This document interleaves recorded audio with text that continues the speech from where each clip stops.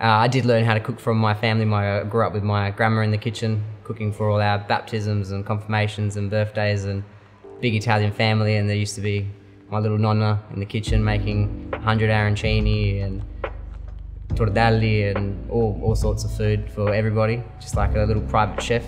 Yeah, you'd go in the kitchen and you'd try to help her, and she'd be like, "Hey, get out, you don't do it properly, get out, get out."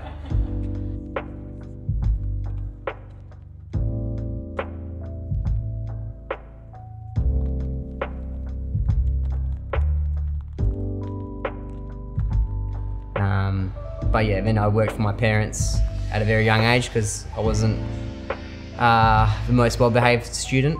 So mum and dad having a restaurant, I said, you either do your work at school or you go to work. I chose, I'll go to work instead, and that's how I came to be a chef.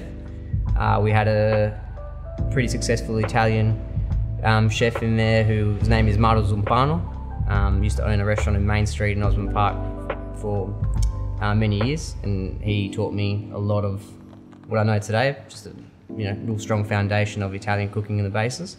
My family's, my dad's from Garfagnana, my mum's Sicilian. I was born in Massa Carrara, which is in Tuscany, right on the coast.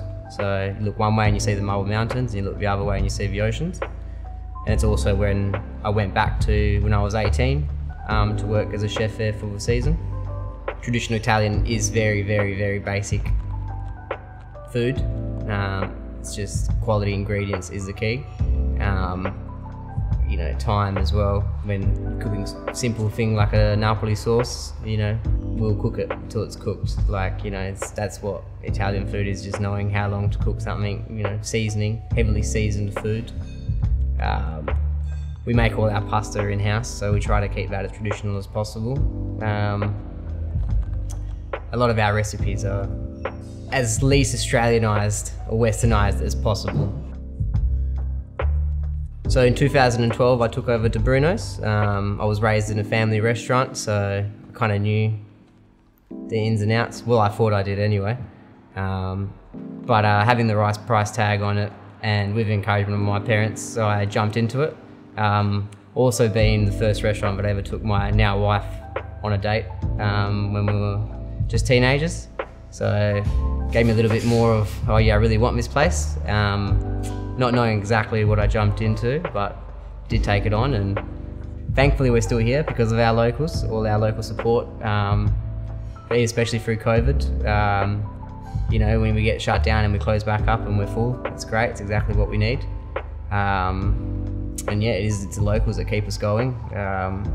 It's those weekday warriors that come in during the week that help us keep our doors open and our staff employed.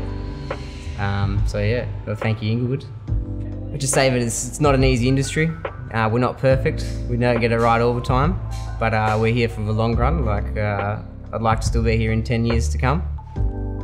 We do have big ideas and big plans for Checchi's in Inglewood, and we just hope that we can see them through. And yeah, thanks everyone for the support, and yeah.